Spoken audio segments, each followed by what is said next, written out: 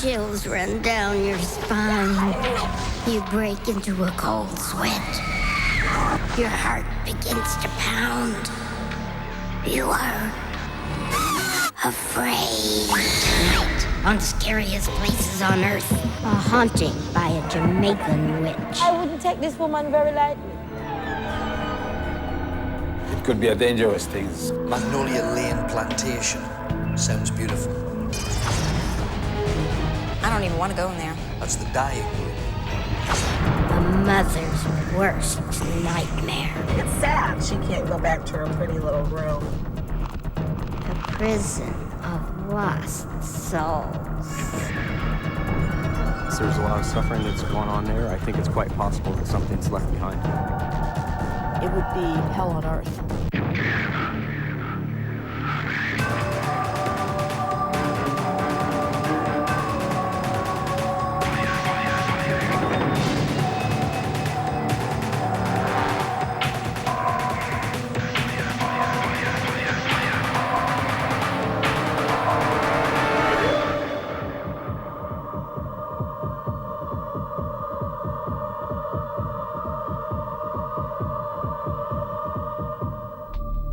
What makes a place scary? Is it the lingering evil force of a person who once dominated a location? That's the case at Rose Hall, Montego Bay, Jamaica. In 1820, a beautiful and diabolical young woman named Annie Mae Patterson moved to Rose Hall from Haiti, where she had been trained in the black arts of voodoo. Soon after, her 3 husbands died mysteriously, and many other bodies turned up, until Annie was murdered. Now the ghostly White Witch of Rose Hall keeps an eye on the place and keeps unwelcome visitors out.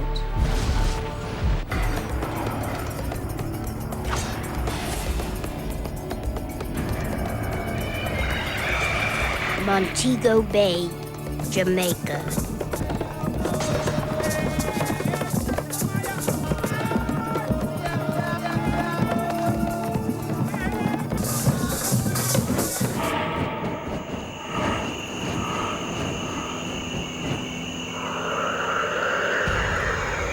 Rose Hall Great House.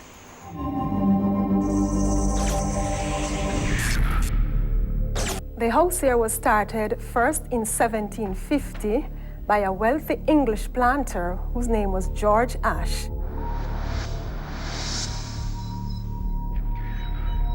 He named this house after his wife Rose, so that's why this house is called Rose Hall Great House. I've been working here for the past 3 years and 6 months. Officially, when we like upstairs cleaning, we like hear foot's coming up the step.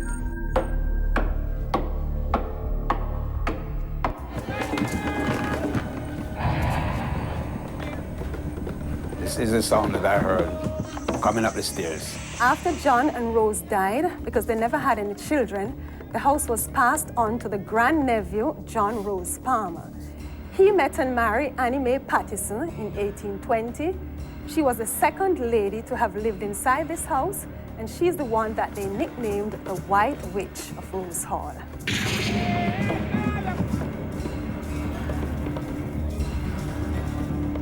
When I walk by her graveside at night, you hear those little crickets, cricks, cricks, click, clicks. You are in the spirit world.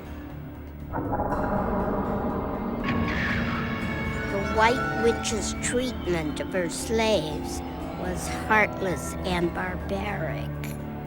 If the slaves were caught like telling lies, she would cut out their tongues. She would even spit on them if she don't even like the way they looked at her.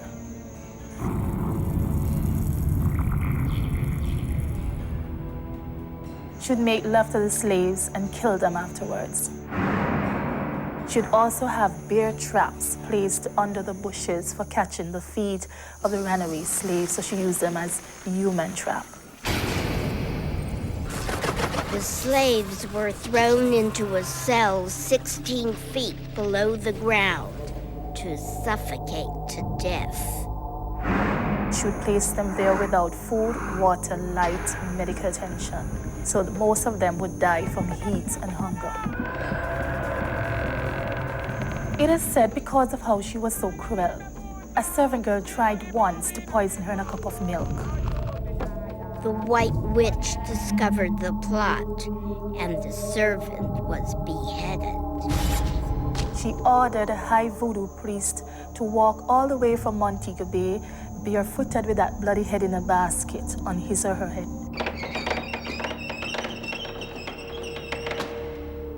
At night, 5 to 6, I closed all the windows and went home, because after 6 o'clock, when the ghosts start to come in, as soon as I get closing the door, I feel different, I feel like somebody around me. So I close quickly and get out. This is Annie's favorite spot. She would either love to sit on it or stand and watch her slaves being whipped or hanged in the courtyard. That was like her main entertainment. 2 centuries later, the White Witch's spirit is said to still manifest her tyranny. Now, the Henderson family were moving in the house here when their maid was upstairs cleaning one day, and she fell from Annie's balcony And broke her neck and died.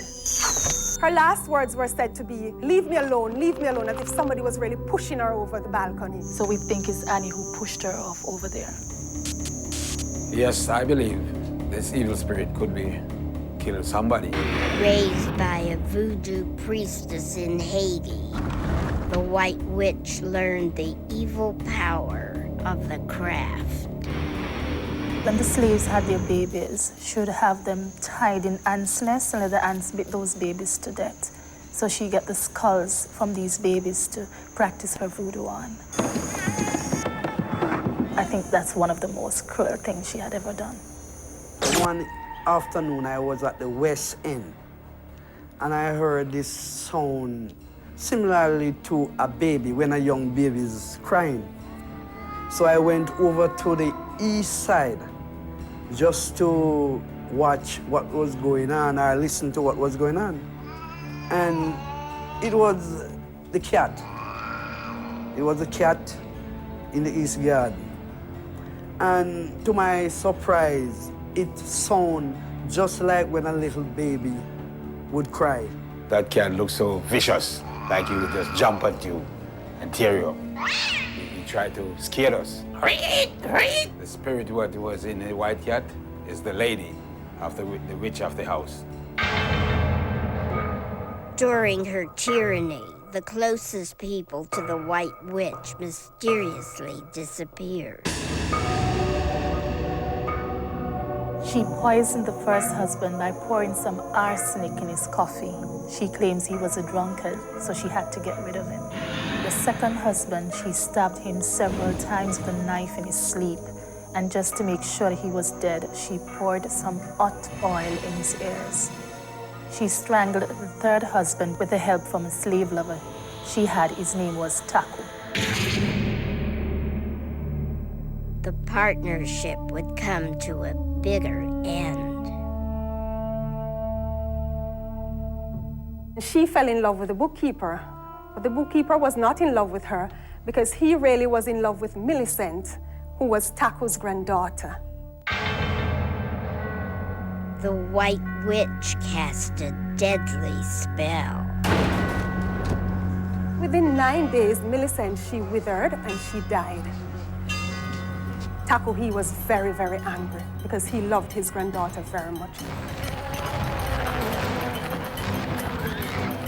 So he went up into Annie's bedroom one night seeking revenge.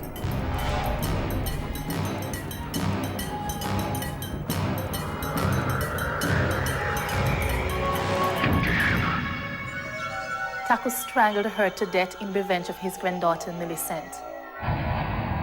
It was neighboring people of Rose Hall who buried her because when she died, because she was such an evil witch, the slaves did not want her to touch her body because they were so afraid of her, in life and in death. Today, the traumatized employees would like to end the cruel hauntings of the White Witch. At night, I'm very scared, especially if I'm alone. Stan would be glad for her to be chased away. But, you know, you'd have to have the right antidote to do that. The only way to combat her evil spirit is to bring another voodoo priestess to confront her. Having a voodoo ceremony here would really open her a lot because I think that's what she really loves.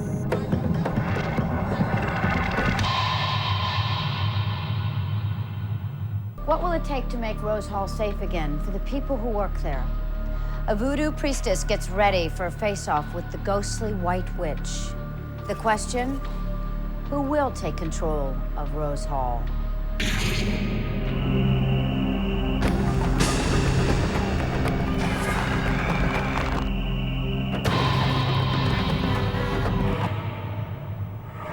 Invoking the White Witch of Rose Hall in a voodoo ritual generates fear among its staff. Well, I think doing this, it could be a dangerous thing to do to get the witch attention.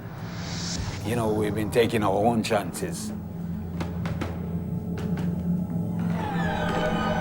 Yeah, I think she could kill someone, but we wouldn't allow her to do that. She can make you crash your car. She can make the White Witch of Rose Hall can do anything. If she's unhappy, you can get people getting sick. I wouldn't take this woman very lightly. The voodoo priests are willing to take a tremendous risk to confront the White Witch of Rose Hall. I'm a priestess of 18 years. I am initiated in the Yoruba religion. That's an ancient Nigerian religion. A priestess is someone who does readings, who does divinations, cleansings, rituals. The locals believe that until the White Witch's spirit is put to rest, Rose Hall will remain terrorized.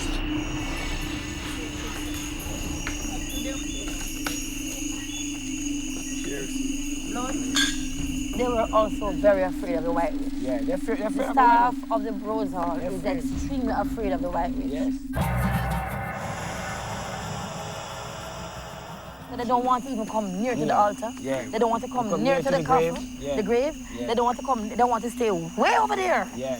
Because they are so afraid. Yeah. And they think she's going to get up and come out And said, physically. and backs them down. And that's the end of them. Priest King Balcho opens the ritual by drawing a seal that keeps away evil spirits.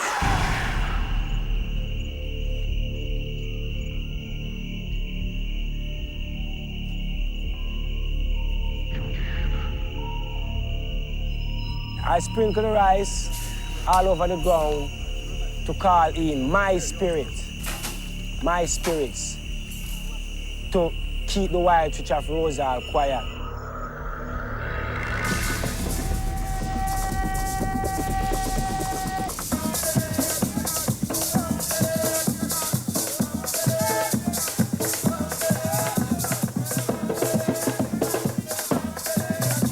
I do what is whispered to me by the ancestors, what is called for. When you get into the ritual, there are moments in the ritual where you are not alone, where you are what they call a horse, a carrier of a spirit.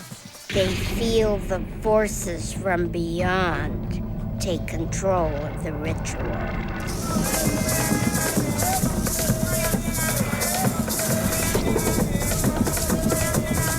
At those times, I'm not really moving by myself.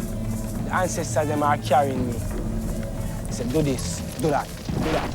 The staff was overwhelmed by what they believe was a manifestation of the White Witch.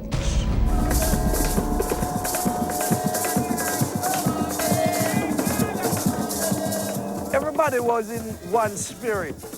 Everybody was looking out to see the witch come to some light.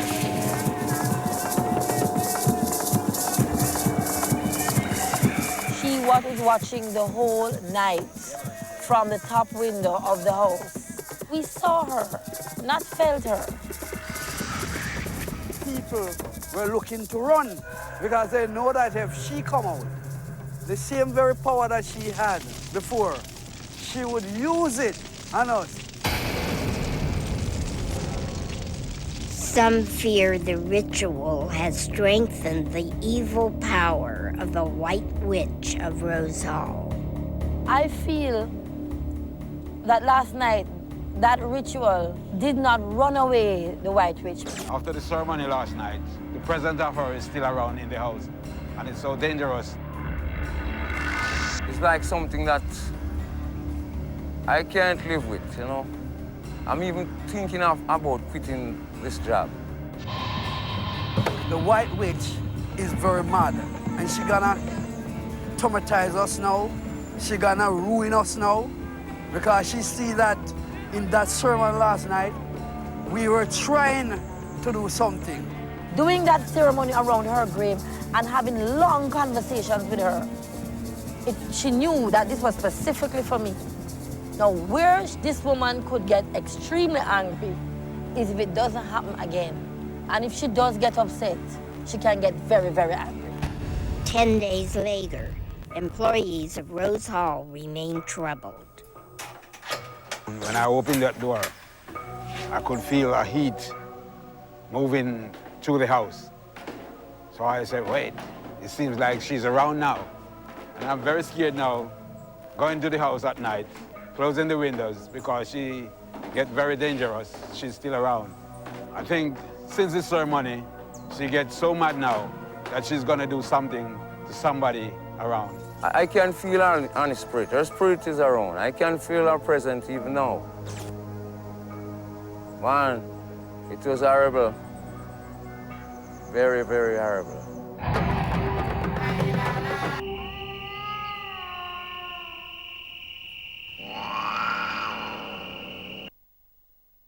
Magnolia Lane near New Orleans is a centuries-old plantation that is steeped in voodoo traditions, has been touched by violent and bloody Civil War battles, and has spirits that have been walking the grounds for more than 200 years. Parts of Magnolia Lane were sealed shut nearly 50 years ago, but now the plantation will be unlocked for the Eaton family of Gloucester, Massachusetts, who will try to survive a night at one of the scariest places on Earth. All this week, follow the Eatons as they get closer to their night of terror. We're in New Orleans, man. Yes, we are. We're in we are in Jamaica. That's eyeball. Get out of my shot. Louisiana. Jambalaya. Jambalaya.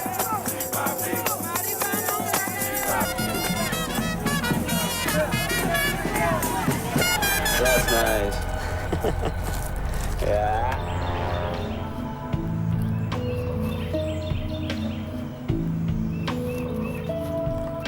Magnolia Lane Plantation.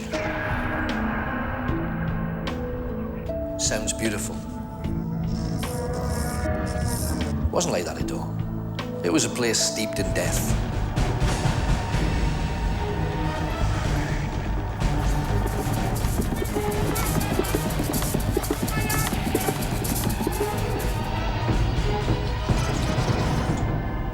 Hey, you never know what you're gonna see around here. What gives you the chill? Walking by yourself and all that around here.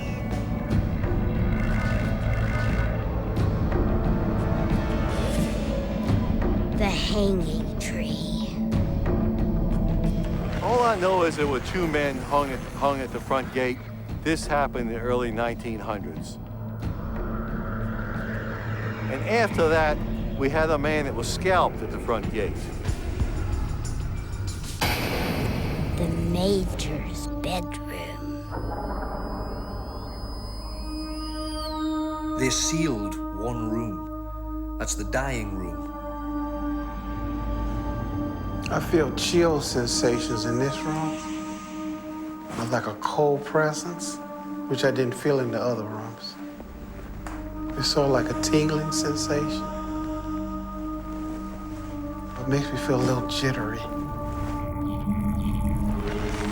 feel the dead. The family wouldn't allow the small children growing up to go into that room. It was too filled with death.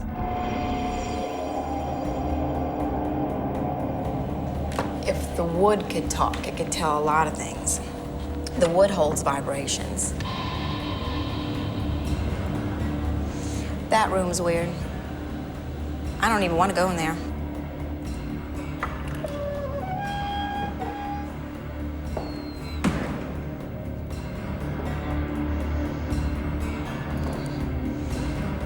Now, this stuff is old.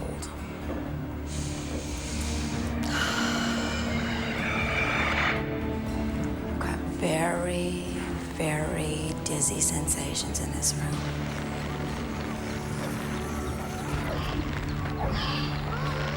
What is known of the emotions on the outside is not really what was going on. There's bitterness, and there's anger, and there's hate. No one ever lived in that room. She locked that room religiously every night. She made sure that both doors were locked. So like the man, I wouldn't sleep in it. Because it's too haunted for me.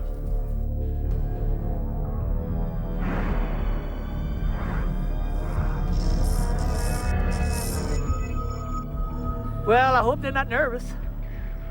And I hope they're very calm, because I think they're going to hear some noise at me. You know?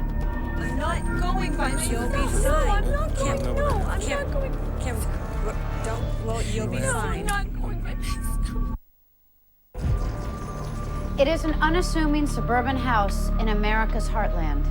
It was a dream house for the mother and daughter who lived there. But now the two have been forced from their home by terrifying poltergeist activity. The owner of the house didn't want her story told until she saw this program and realized that there were others, just like her, who believe they are being terrorized by vindictive spirits.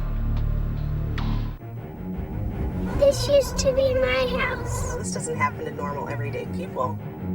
I heard a man talking to me in the dark. She didn't know how to deal with it.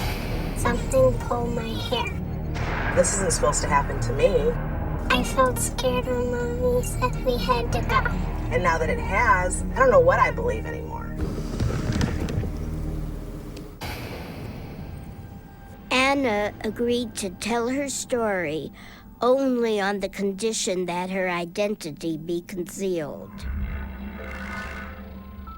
The community I live in, I've grown up in my whole life.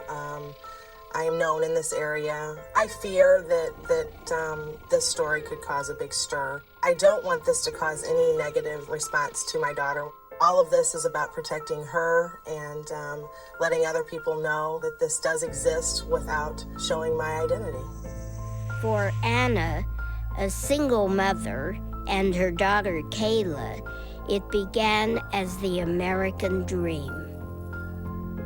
When I found this house, it was too good to be true. The price was right. It was the perfect location. I was drawn to it. For no matter what, at what cost, we were going to have that house. But a series of unexplained phenomena quickly turned their dream into a nightmare. I had lights going off and on. I had fuses being blown. My air conditioner wouldn't work. I had gas leaks. It was just overwhelming. It was one thing after another. A mystified Anna calls in a local electrician for help. This poor woman, when I got up to the door, she was out of her mind in panic. She told me that there had to be something wrong. There had to be something wrong with the wiring. And all I could tell her is, there's nothing that I can find. There was no explanation for it. The explanation that he would have for the fuses being blown were bizarre, like everybody on the block turned their air conditioner on at the same time. What are the chances of that? I mean, there was no rational explanation for any of the activity that was going on at my house. The incidents become violent. I would turn to leave, and the cabin door would fly open right as I was turning back, thinking I forgot something. Luckily, it never hit me in the head. It came real close. I would be scared to death about my daughter in the bathroom. The bathroom door would slam and lock, and I couldn't get to her. I couldn't protect her. I couldn't get the door open. The door finally opened up on its own, and my daughter was huddled in the opposite corner of the bathroom asking me, why did you do that, Mommy? You scared me, Mommy. Why'd you lock me in the bathroom? But as things escalated, each experience was worse than the one before. Kayla is threatened. Something pulled my hair. She started to get very upset. She begged me to please make the monster stop touching her hair. Please get it away from me. Please tell it to go away. I thought, why are they doing this to her? She's just an innocent little child. And I grabbed her and realized right then that it was time to get out the front door and never come back in. Desperate for answers, Anna contacts TRIPAR, a team of paranormal investigators. The first time she had contacted us, she was very frantic. She was very scared. But she wasn't so scared that, we thought she was crazy. She wanted answers, and that's what we came in to do, to try to give her some answers and kind of reassure her that she wasn't imagining things, that this really was taking place. In their search for physical evidence, TRIPAR was shocked by the amount of paranormal activity. Usually during an investigation, we have to wait at least an hour before something happens. When we went there, it started happening when we were setting up. Yeah, we've got it right there too. I'm watching him pop up. The hell was that? That was not me. Wasn't me. Wasn't me. Are people in the house?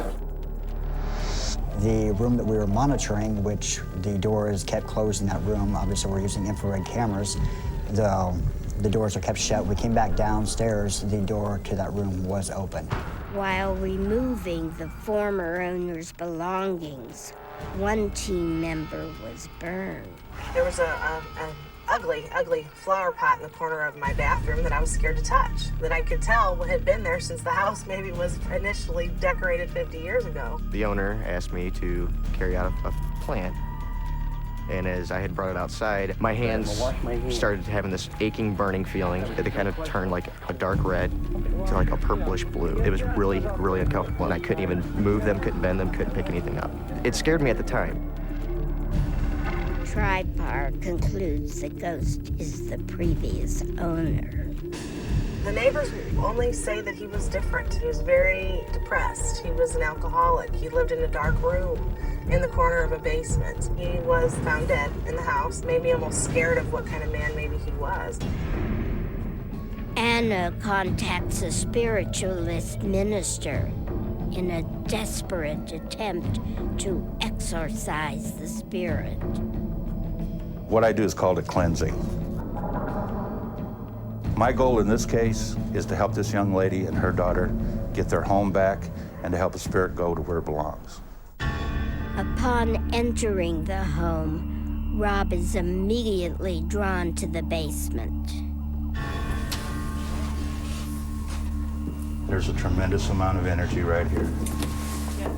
It's his domain for some reason, his area. Here and then over here. He had a bed over there, right? Right. He's definitely very strong. And he's definitely wondering what I'm doing here right now. I feel most of the energy over here now, in this area here. And I'm feeling like he's right here, right next to us.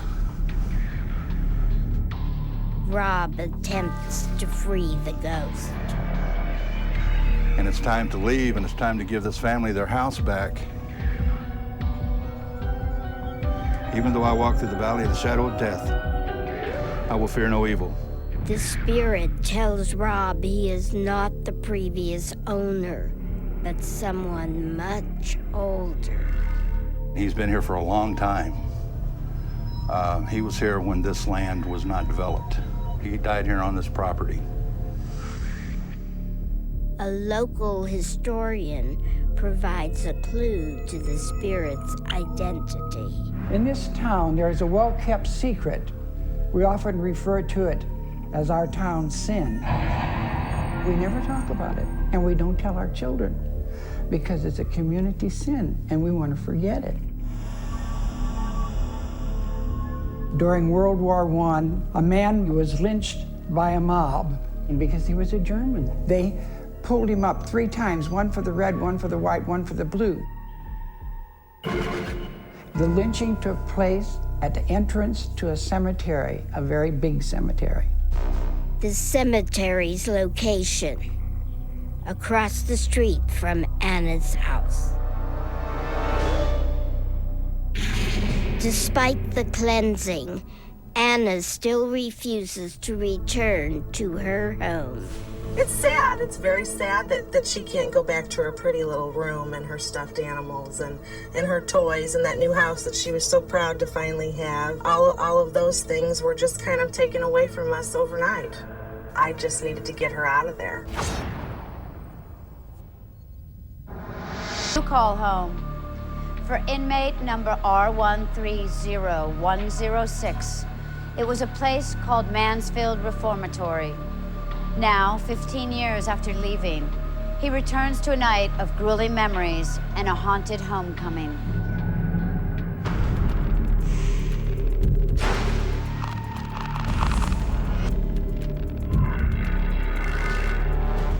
Mansfield Reformatory, a history of torture. By the early 80s, conditions had reached a really bad point that the American Civil Liberties Union filed a court case against the prison for cruel and inhumane treatment of people inside, and a federal judge in Cleveland ordered the building closed. Are tortured spirits still imprisoned at Mansfield? I heard it's haunted. I heard of people saying that they seen things, like at night in the window. It has a notorious past. There's a lot of suffering that's going on there. I think it's quite possible that something's left behind. The combination of harder prisoners, bad living conditions, crowded conditions, and everything really made for a very tense atmosphere on the inside. Had an inmate in here one day getting his hair cut, and he owed one of the barbers a pack of cigarettes, and the barber asked him to pay him, and he says he wasn't going to do it. So the barber took a straight razor. We used to use straight razors in here for around the neck, and cut his head just about completely off. But the inmate got up and he ran out through there into the bullpen, and his head fell over to his side, and every time he took a step, the blood would pump out of his head. A former inmate returns to Mansfield. In 1984, I was convicted of attempted murder. My charge stemmed from me being in a drug-induced rage, and I tried to kill my mother and my sister. I was scared, just put you that way. We had heard stories up in the county jails, from other people, oh, you're going to Mansfield, oh, you're going to Mansfield. And when we drove in the back of the police car, all you saw was Dracula's castle.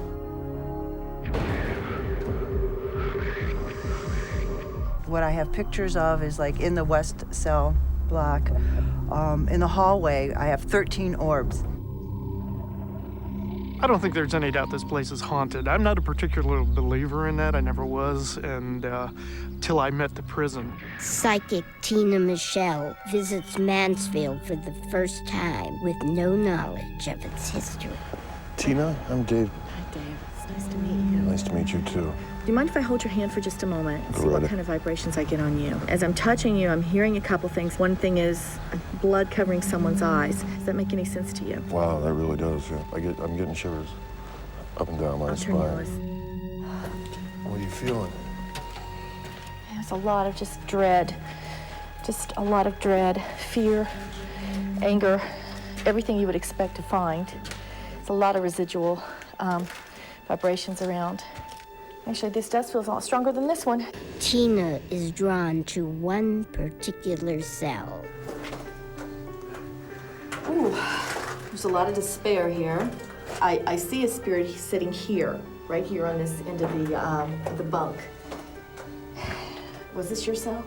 Was this yours? This is my cell. Because this person is sitting here, and he's sitting here like this with his hands over his eyes, and his heart is broke. This is residual vibrations hanging here. And this is a moment in time that is always being kept right here. This is part of your haunting. The steel and concrete hold many psychic vibrations. I'm feeling that someone was thrown over, so I don't know how that happened with fencing, but I know very strongly someone was thrown from this side. Another inmate owed another inmate a pack of cigarettes or something he wasn't going to pay back. They'd either shank them or take them and push them over the rail. He was thrown over a pack of cigarettes. It's possible. Thrown over for a pack of cigarettes.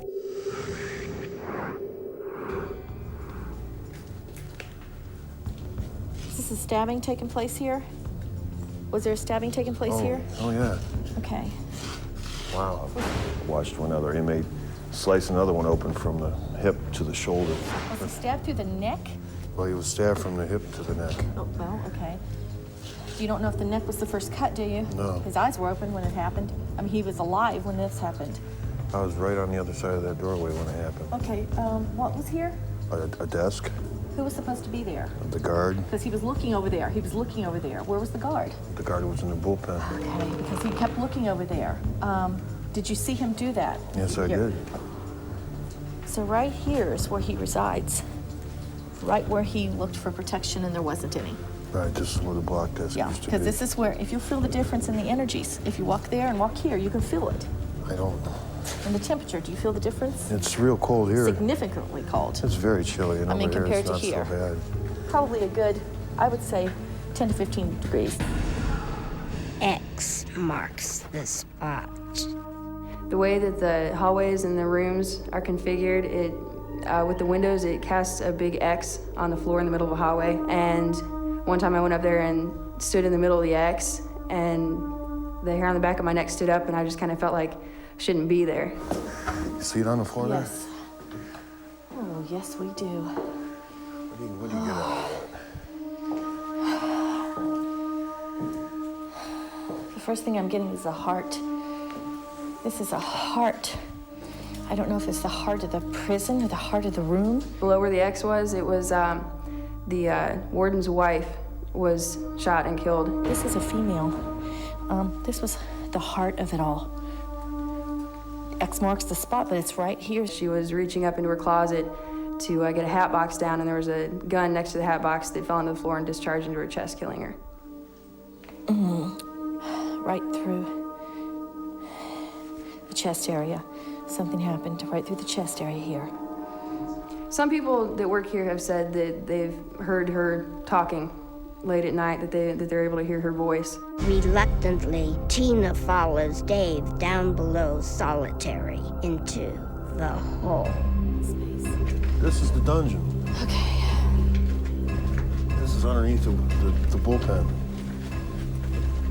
Feeling it in here? Yes. Oh. Uh-huh. There were holes in the floor up by the boilers that they would put the inmates in and basically here? torture them, yeah. Okay. I'm really being directed not to come back that far. Okay, there's... Really? Yes. What do you feel down here? Absolute agony. You have a lot. This isn't just residual. This is actual earthbounds here. A lot of trauma took place here. I would say more than one man died here. The sweatbox. Mansfield's evil hearts. Oh my gosh. Just screams. That's all I can hear is just screams. They were talking over there. They're not even talking here. I just hear screams. Wow. It's very traumatic.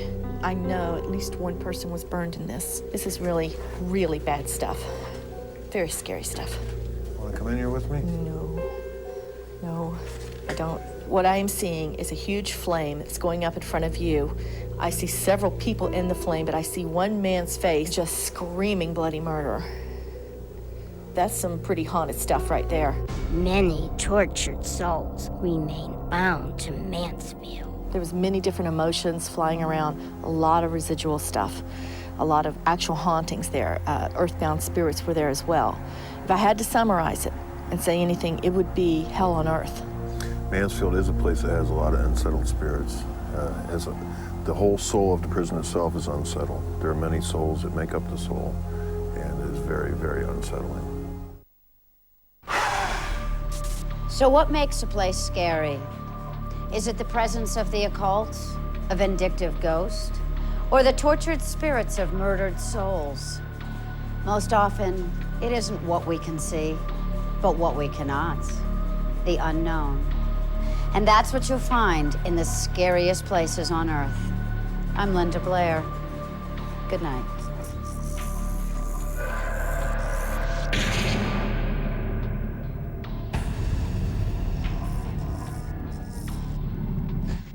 Sky Digital customers can head for the red and press the red button now to find out what's on next on UK Horizons and other channels in the UK TV network.